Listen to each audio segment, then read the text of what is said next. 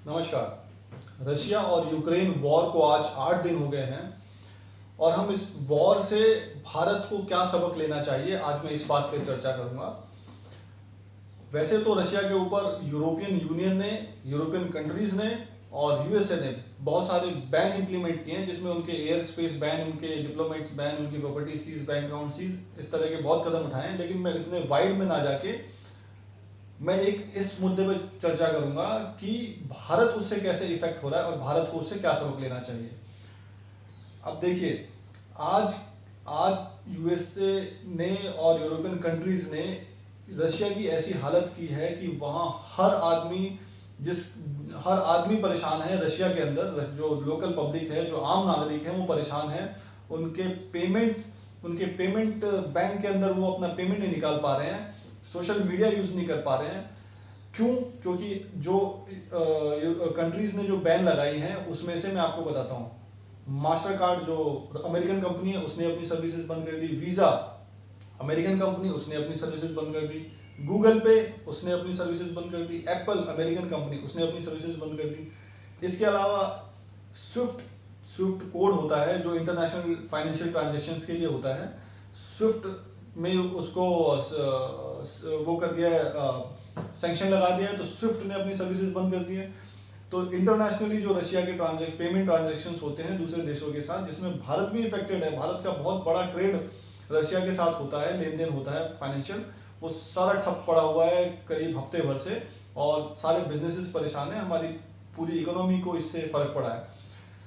अब मैं एक पॉइंट ये कहना चाहूँगा कि रशिया और यूएस का जो एक तरह से वॉर है वो 1920 से चल रहा है। 1920 से वो एक दूसरे के दुश्मन है। उन्होंने वर्ल्ड वॉर फर्स्ट लड़ा, वर्ल्ड वॉर सेकंड लड़ा, उसके बाद कोल्ड वॉर 20 साल 30 साल चला। फिर 1991 में जब रशिया के 16 टुकड़े हो गए, उसके बाद 1991 में कोल्ड वॉर बंद हुआ। लेकिन फिर भी यूएसए हर तरह से इस कोशिश में लगा रहा कि रशिया को और कैसे कमजोर किया जाए।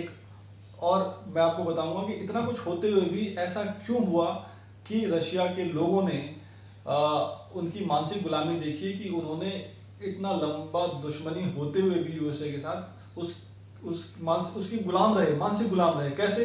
और वो चीज़ भारत में भी है, मैं उस पर आऊँगा।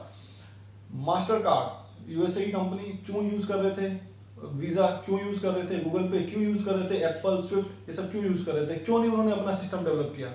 अगर उनका खुद का सिस्टम आज की डेट में होता तो आज जो कि प्राइवेट कंपनीज हैं, ये एप्पल हो गई या गूगल पे हो गई, इनकी क्या हिम्मत की ये बोल दें कि भाई हम अपनी सर्विसेज बंद कर रहे हैं। इसके लिए कि ये एक तरह से इनकी दादागिरी है, और ये दादागिरी ऐसा नहीं है कि रशिया में ही चल रही है, ये दादागिरी इंडिया में भी चलती रहती है। आप देखेंगे कभी ट्विटर आंख दिखा देता है गवर्नमेंट को, कभी फेसबुक आंख दिखाता है गवर्नमेंट को। गवर्नमेंट बोलती है कि ये अकाउंट्स की लिस्ट देती है कि आप ये इनको बंद कीजिए, ये भारत में दंगा फैलाने की कोशिश कर रहे हैं। फेसबुक बोलता है कि नहीं हम बंद नहीं करेंगे, ट्विटर बोलता है हम बंद नहीं करेंगे। इनकी दादागिरी देखिए। अब मैं इंडिया पे आता हूँ। इंडिया में जो पेमेंट सिस्टम है वो क्या क्या है। इंडिया में रुपे कार्ड चलता है, इंडिया में Bharat interface for money Bhim, फिर यूपीआई, फोन पे, गूगल, फिर एप्पल पे, इसके अलावा एयरटेल मनी, और जो आपका मास्टर कार्ड और वीज़ा तो है ही है।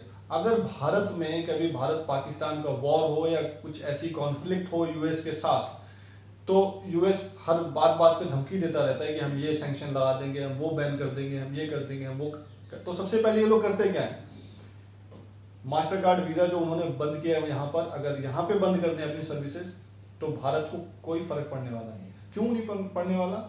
क्योंकि यहाँ पर आप देखेंगे कि अब वैसे भी डेबिट कार्ड, क्रेडिट कार्ड लोग स्वाइप बहुत कम करते हैं, अपना फ़ोन पे, गूगल पे से यूज़ करते हैं। अगर गूगल पे अपनी सर्विसेज बंद कर दे, एप्पल पे अपनी सर्विसेज बंद कर दे, तब भी यहाँ पर पेमेंट पे कोई फर्क नहीं पड़ेगा। भारत ने अपना खुद का पेमेंट सिस्टम डेवलप कर लिया। भारत के लोगों को लाइन में लगने की कोई जरूरत नहीं पड़ेगी, अपना सिस्टम है। लेकिन भारत को इस बात पे भी ध्यान देना पड़ेगा कि जो स्विफ्ट है, यानी society for world wide inter bank financial telecommunication, Swift जिसको बोलते हैं, जो इंटरनेशनल ट्रांजेक्शन्स के लिए यूज होती है, तो उसका भी भारत को कुछ ऑल्टरनेट ईजाद करना चाहिए। हालांकि जो बिजनेसेस हैं, जो बिजनेस लॉबीज हैं, उन्होंने गवर्नमेंट से भी बोला है, आरबीआई को भी रिक्वेस्ट की है कि आप अभी से सोच के एक सिस्टम डेवलप कीजिए जिसमें फ्यूचर में अगर कभी ऐसी प्रॉब्लम आए तो हमारी पेमेंट देने की, पेमेंट रिसीव करने की, फाइनेंशियल ट्रांजेक्शन जो है वो फ्यूचर में प्रभावित ना हो। एक पॉइंट तो ये हो गया। अब दूसरा पॉइंट ये हो गया कि भारत में आप अभी भी देखेंगे कि ये तो पेमेंट सिस्टम हो गया, इसके अलावा हम लोग विदेशी कंपनियां यानी कि जो यूएस की कंपनियां हैं उनके क्या क्या उनके सर्विसेज लेते हैं। अब जो सर्विसेज लेते हैं उसमें आ गया हमारा विंडो। आप देखेंगे कि 95% जो पीसीज हैं उसमें जो ऑपरेटिंग सिस्टम होता है वो विंडो। फिर एप्पल के भी हमारे यहाँ पे बहुत दीवाने हैं। एप्पल को एक तरह से स्टेटस सिंबल समझा जाता है और एप्पल तो बहुत चल रहा है इंडिया में। फिर उसके बाद Google search engine, window search, उसके बाद ओरेकल, फेसबुक, ट्विटर, यूट्यूब। अगर ये सारी सर्विसेज बंद हो गई, सपोज दैट यूएस के साथ कोई कॉन्फ्लिक्ट हो गया या किसी हमारी ऐसी कंट्री के साथ कॉन्फ्लिक्ट हो गया जिसमें यूएस साथ में खड़ा है और यूएस तो धमकी देता रहता है जैसा कि आप जानते हैं, तो Facebook, Twitter, YouTube, Oracle, Google search, देखिए विंडो बंद होगा, आपके 95% पूरे देश के पीसी ठप। एप्पल बंद होगा, एप्पल फोन ठप। गूगल सर्च इंजन, पूरा सर्च इंजन ठप। कुछ गूगल सर्च इंजन ठप तो कुछ आप गूगल पे सर्च नहीं कर पाओगे, वही बंद हो जाएगा। विंडो सर्च इंजन वो भी ठप, क्योंकि सब विदेशी कंपनी से धमकी देते रहते हैं।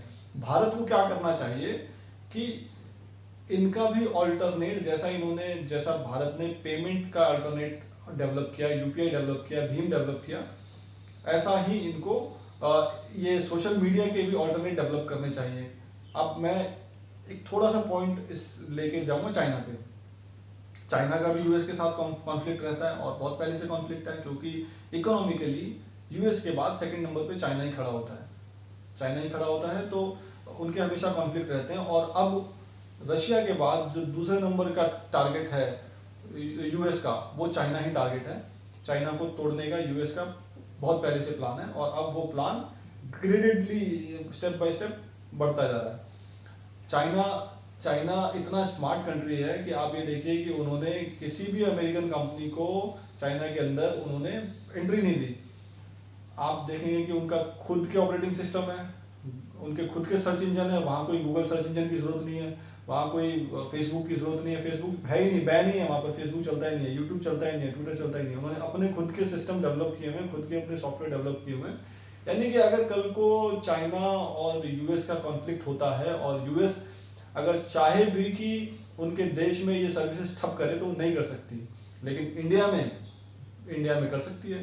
तो इंडिया को इस बारे में सोचना चाहिए और ये चीज़ डेवलप करनी चाहिए और हमें भी मानसिक गुलामी से बाहर आना चाहिए और जो इंडियन प्रोडक्ट्स हैं, इंडियन सर्विसेज हैं, उसको सपोर्ट करना चाहिए, उसको प्रमोट करना चाहिए, वोकल फॉर लोकल करना चाहिए, जो कि गवर्नमेंट का इनिशिएटिव है। धन्यवाद।